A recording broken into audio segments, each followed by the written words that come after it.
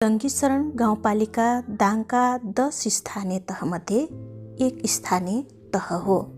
थारू राजा डङ्गीशरणको नामबाट नामाकरण गरिएको यस गाउँपालिकामा 7 वटा ओडाहरू रहेका छन्, जसमध्ये आज हामी तपाईलाई 1 नम्बर ओडामा पर्ने विभिन्न स्थानको अवलोकन गराउनेछौँ।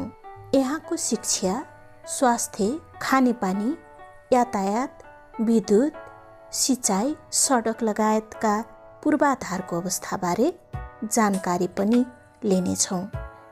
साथै यहाँका स्थानीयसँग केही भलाकुसारी समेत गर्नेछौँ। हजुरको नाम भन्नुहोस् त। मेरो वीरबहादुर घरती हजुर। कति वर्षको हुनुभयो? मैले 59 वर्ष भयो। यो मलाई गाउँ होइन? हजुर मलाई पहिला तपाईहरु कति सालमा यही जन्म भयो कि कति सालमा आउनु भयो कतैबाट? 22 सालमा आयो हजुर, सल्यान दमाजरबाट। अनि यो ठाउँमा किन बस्नुभयो त? यस्तो विकट छ यो डङ्गीशरणको सबभन्दा विकट ओडाको रूपमा, गाउँको रूपमा लिन्छ यसलाई। यो कसो भनेपछि हजुर, पहिला एकदम अब हाम्रा बुढापाकाले गाई भैँसी मस्त पाल्ने, त्यो भए हामीलाई वन जङ्गल भएको हुनाले यहाँ अब भैँसी पालौँ अनि गाई पालौँ, बाख्रा पालौँ भनेर त्यो भएर हाम्रा बुढाहरू बाउरा हाम्रा भनौँ यहाँ बस्नुभयो। कस्तो लागिरहेछ अहिले? आँगनमै पानी छ। हिजोका दिनमा त धेरै अप्ठ्यारो थियो यहाँका वासीलाई। पहिला त पानी अब खोलादेखि खोला तरेर जानु पर्थ्यो, अहिले अब खोला नजिक घर त नजिकै आयो। पहिलाको भन्दा धेरै सुविधा भएको छ पानीको लागि। अब बाटो र बिजुली आएको झन् सुविधा।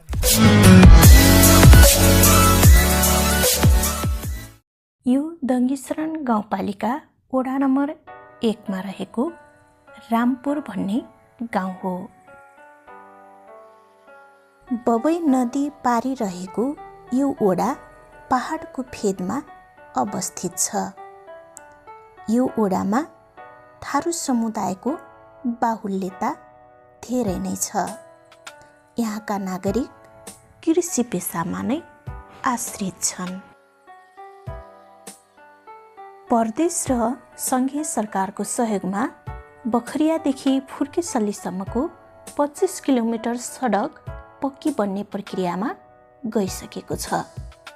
स्थानीय सरकार आएदेखि यहाँको शिक्षा, स्वास्थ्य, खानेपानी, बाटोघाटो हरेक सेवाबाट पछि परेका नागरिकहरूको दैनिकी फेरिएको छ। यो वडा नम्बर 1 को कार्यालय हो।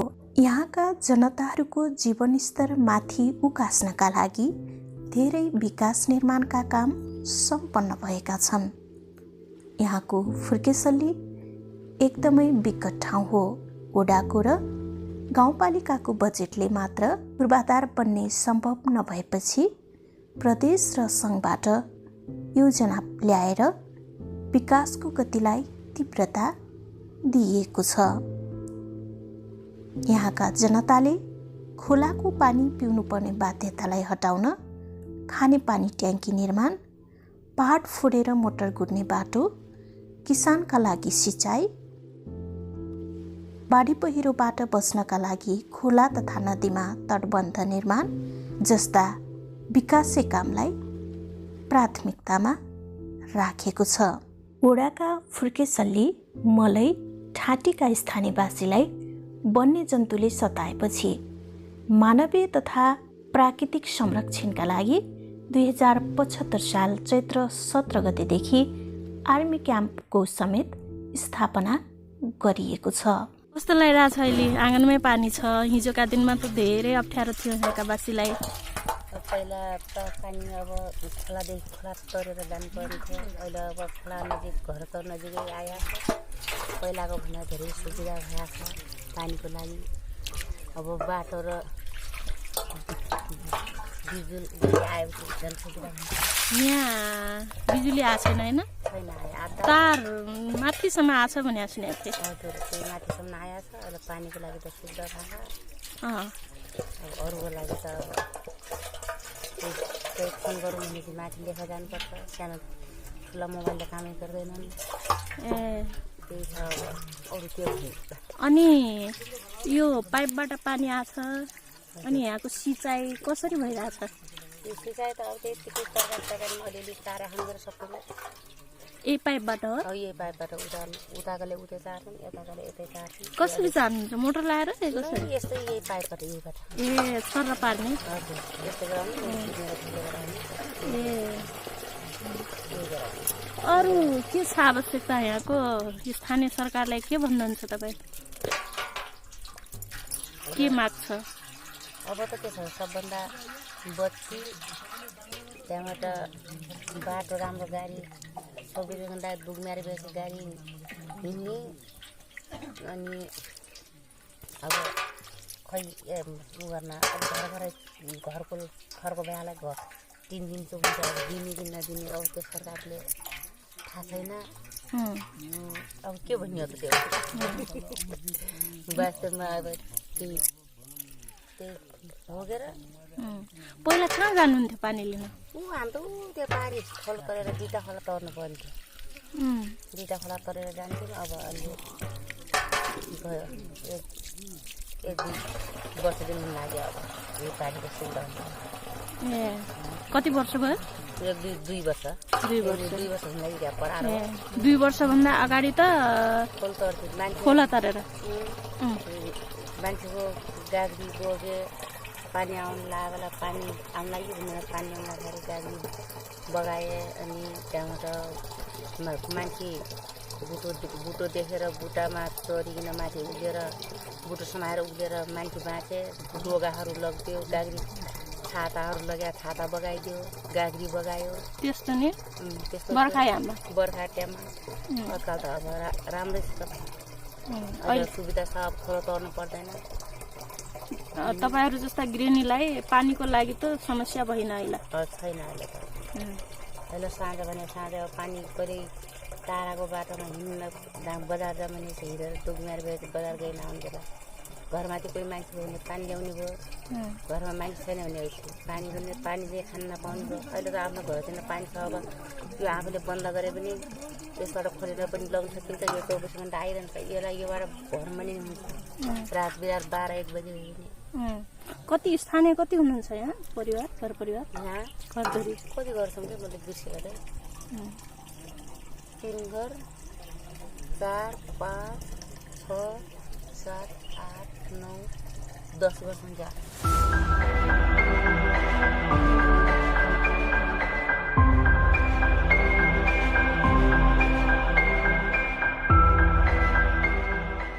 हजुरको नाम भन्नुहोस् त?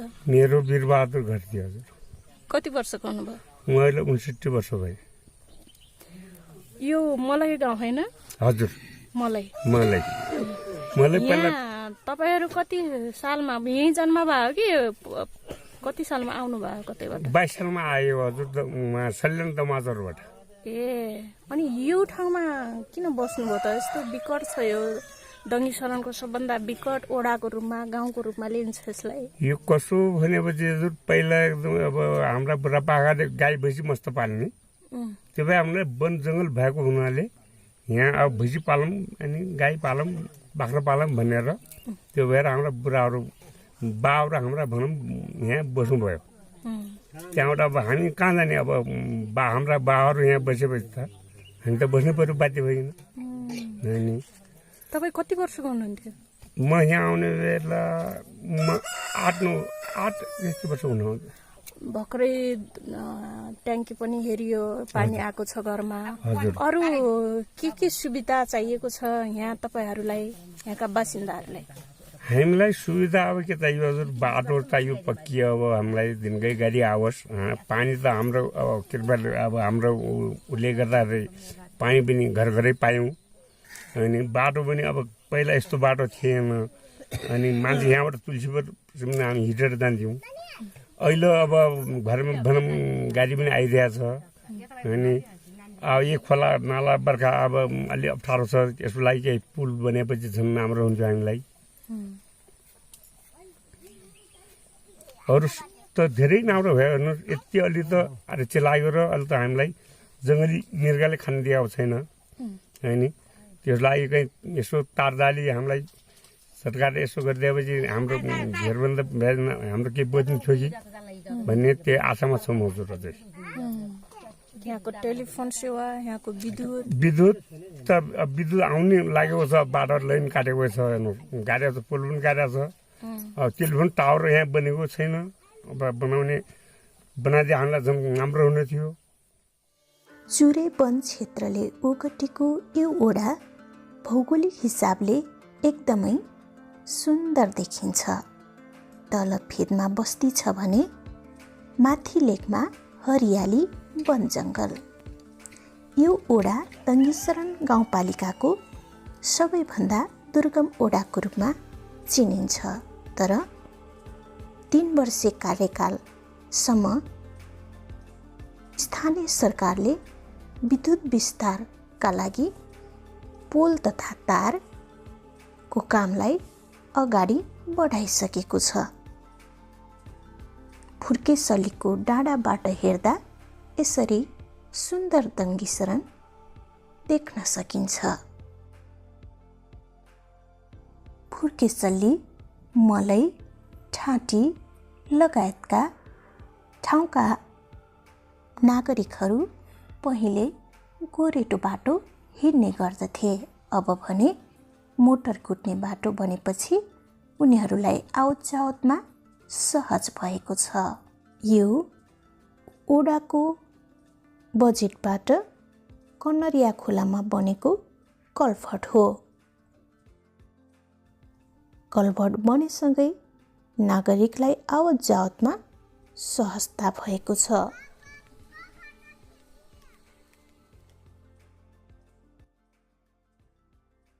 किसानहरूको सहजताका लागि ओडामा सिँचाइका लागि ओभरहेड ट्याङ्की पनि निर्माण भइसकेको छ। यस्तै धार्मिक र सांस्कृतिक सहिष्णुताको प्रवर्धनका लागि मठ मन्दिर निर्माण गरिएको छ। ओडामा 2वटा सामुदायिक विद्यालयहरू रहेका छन्। एउटा प्रावि तहको विद्यालय मलै ठाँटीमा छ भने अर्को आधारभूत विद्यालय बाँकीमा रहेको छ। प्रावि मलैमा तार जालीको व्यवस्था गरिएको छ भने आधारभूत विद्यालय बाँकीमा गाउँपालिकाको र ओडाको बजेटबाट 2वटा भवन निर्माण, त्यस्तै गरी कम्पाउन्ड निर्माण, खानेपानीका लागि इनार र कम्प्युटरको समेत व्यवस्थापन गरिएको छ। यसले गर्दा विद्यार्थीलाई पठन पाठनमा थप सहजता भएको छ। यहाँको विद्यार्थीको सङ्ख्या चाहिँ अहिले यो हाम्रो पहिला चाहिँ यो क्लास गर्दाखेरि जुन भर्नुपर्ने हुन्छ त्यो भर्दाखेरि चाहिँ पैसा जेठमा अलिकति कम थियो। पछि आएर फेरि अब विद्यालय खोलिसकेपछि विद्यार्थीको सङ्ख्या बढेर अहिले 145 भएको छ। अब यो अहिलेको शैक्षिक अवस्था यो वर्षको चाहिँ अब यो कोरोनाले अब हामी सबैलाई थाहा छ विश्वव्यापी रूपमा ठुलो पारेको छ। त्यसको असर चाहिँ अब सर्वत्र छ भनौँ न। अब शिक्षामा पनि त्यसको असर हुन गइहाल्यो। त्यसले गर्दाखेरि चाहिँ विद्यालयहरू राम्रोसँग सञ्चालन हुन अझै पनि पाएको अवस्था छैन। हामीले अब सिकाइ सहजीकरणको रूपमा विद्यालयहरू चाहिँ अब माथिको निर्देशन बमोजिम स्थानीय तहको निर्देशन बमोजिम चाहिँ कक्षाहरू सञ्चालन गरेका छन्। तर अब सामान्य एकदम पहिलाको चाहिँ कक्षाहरू सञ्चालन हुन पाएका छैनन्। तैपनि हामीले हाम्रो तर्फबाट विद्यार्थीको सिकाइ स्तरलाई वृद्धि गर्नको लागि अब आफ्नो तर्फबाट चाहिँ केही पहलहरू चाहिँ गरेका छन्। विद्यार्थीहरूलाई चाहिँ सामाजिक दूरी कायम राखेर अब उनीहरूलाई चाहिँ पठन पाठन गर्ने र स्वास्थ्यको विषयमा पनि हामीले उनीहरूलाई चाहिँ सूचना प्रवाह गर्ने कामहरू गरिरहेका छौँ। अब 3 वर्ष कार्यकालको अनुभव भन्दाखेरि अब हजुरको हामी चाहिँ निर्वाचित भएर आइसकेपछि यो ठाउँमा अब प्रतिनिधिविहीन अवस्थामा रहेको यो ठाउँमा धेरै के त विकासको क्रममा धेरै पछाडि परेको ठाउँ हो। अब भौगोलिक हिसाबले पनि एकदमै पछाडि परेको ठाउँमा अब हामी आइसकेपछि हामी केही हदसम्म थोरै भए पनि जनताको के त समस्यामा जनताको के त दैनिक दिनचर्यामा केही मलमपट्टि लगाउन सफल भएको जस्तो लाग्छ। अब उहाँहरूको जो इच्छा आकांक्षा छ उहाँको असीमित इच्छा आकांक्षा हामी पूरा गर्न सकेका छैनौँ। तैपनि विगतको 3 वर्ष पहिलेको र अहिले 3 वर्ष यताको कुरा गर्दाखेरि हामी केही कुरामा चाहिँ हामी सफल भएको जस्तो लाग्छ। अब म वडाध्यक्षको वडाध्यक्षमा म निर्वाचित भएर आइसकेपछि म आफैले गरेको आफ्नै आँखाले आफ्नै उसले गरेको केही योजनाहरू म यहाँलाई जल्दी सरस्वती भन्न चाहन्छु। अब हामी दङ्गेश्वर गाउँपालिका वडा नम्बर 1 या साबिक गोल्टागुडी गाविस भूगोल हिसाबले एकदमै विकट एरिया। त्यसमा पनि मेरो साबिक गोल्टागुडी गाविसको वडा नम्बर 1 फुर्केसल्ली भन्ने ठाउँ अहिले जो 1 नम्बरमा छ त्यो चाहिँ असाध्यै विकट ठाउँमा छ। जसले गर्दाखेरि गाउँपालिका मार्फत चाहिँ भएको थोरै सीमित स्रोत साधनलाई प्रयोग गरेर जनताको इच्छा आकांक्षाहरूलाई पूरा गर्ने क्रममा यहाँको स्रोत साधनले पक्कै पनि ल्याउन सक्ने अवस्था चाहिँ होइन। एकदमै धेरै लगानी यहाँको भौगोलिक अवस्थाले गर्दाखेरि धेरै लगानी चाहिँ लगाउनु पर्ने अवस्था छ। तथापि हामी वडा मार्फत र गाउँपालिका मार्फत केही चिज चाहिँ हामीले स्थापना गरेका छौँ। सरस्वती कुरा गर्दै जाँदाखेरि मैले यहाँ के प्रस्ताव पार्छु भन्दाखेरि यहाँको खानेपानी त्यसै गरिकन यहाँका यो उकालो ओह्रालोको बाटाघाटाहरू त्यसै गरिकन यहाँको यो सिँचाइको सम्भावना त एकदमै न्यून छ। यहाँको सिँचाइको सम्भावना भनेको यो अन्डरग्राउन्ड सिँचाइ माध्यम मात्रै हो, या त बबैको पानीलाई लिफ्टिङ गर्ने मात्रै हो, या त खोलाको पानीलाई कुनै सिजनमा तानेर सिँचाइ गर्ने मात्रै अप्सन छ। त्यसले भएको हुनाले हामी कृषि कार्यको लागि त हामीले सिँचाइका उपकरणहरू लगायत हरेक त्यसै गरिकन कृषकहरूलाई दैनिक दिनचर्यामा गर्न काममा सहयोग पुगोस् भनेर कृषि उपकरण हामीले कृषि समूह मार्फत हामी आइसकेपछि हामीले 19वटा कृषि समूह गठन गरेका छौँ। त्यही समूह मार्फत हामीले सामूहिक रूपमा एउटा कृषि उपकरणको वितरण कार्यक्रम चाहिँ गऱ्यौँ, जसले गर्दाखेरि अहिले उहाँ कृषकहरूले प्रत्यक्ष रूपमा त्यसबाट फाइदा लिइराख्नु भएको छ। जस्तै उदाहरणको लागि मैले के भन्नु भन्दाखेरि एउटा मकै उधार्ने मेसिन कर्न सेलर भन्छ, त्यो हामीले दिएका छौँ। अहिले प्रत्येकले त्यही मार्फत चाहिँ अहिले मकै चाहिँ उधारेको हामीले दिएका छौँ।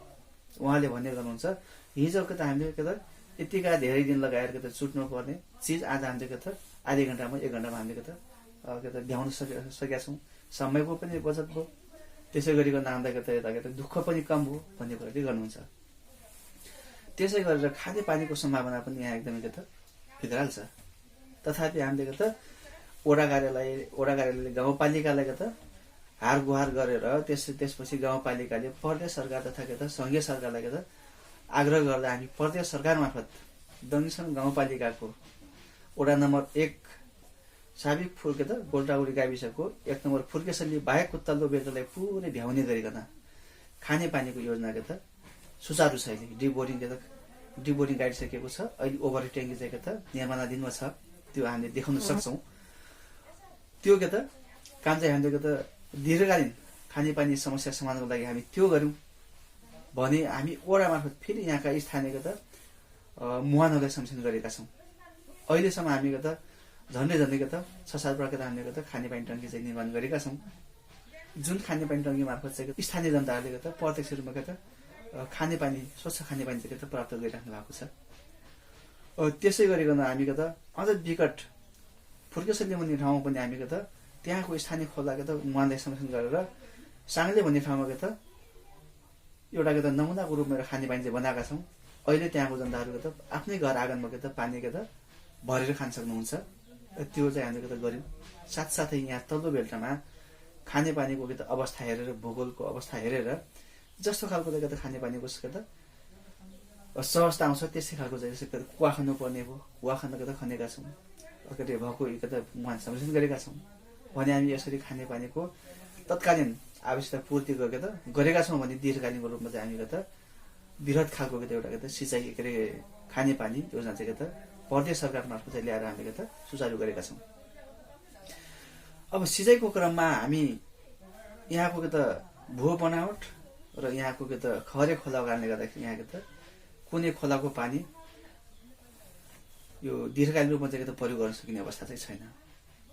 यो सिजनल पानी पर्यो खोलामा पानी आउँछ, पानी पर्दैन खोलामा पानी आउँदैन, जसले गर्दाखेरि यहाँको किसानको समस्या समाधान गर्नको लागि हामीले विभिन्न प्रक्रिया मार्फत विभिन्न चरण मार्फत चाहिँ हामीले विभिन्न प्रकारको अन्डरग्राउन्ड पानी चाहिँ हामीले निकालेर सिँचाइको लागि चाहिँ सुविधा हामी प्रयोग गर्ने तर्खरमा छौँ, यता बनाइसकेका छौँ। जस्तै हजुरको अहिले पनि हामी आइसकेपछि 3वटा लिफ्ट सिँचाइ सम्पन्न भइसकेका छन्। वृहत सिँचाइ मार्फत चाहिँ 3वटा लिफ्ट सिँचाइ सम्पन्न भइसकेका छन् र केही सिँचाइ अझै निर्माणाधीनमा छन्। यसै गरेर हामी शिक्षाकोतिर जाउँ।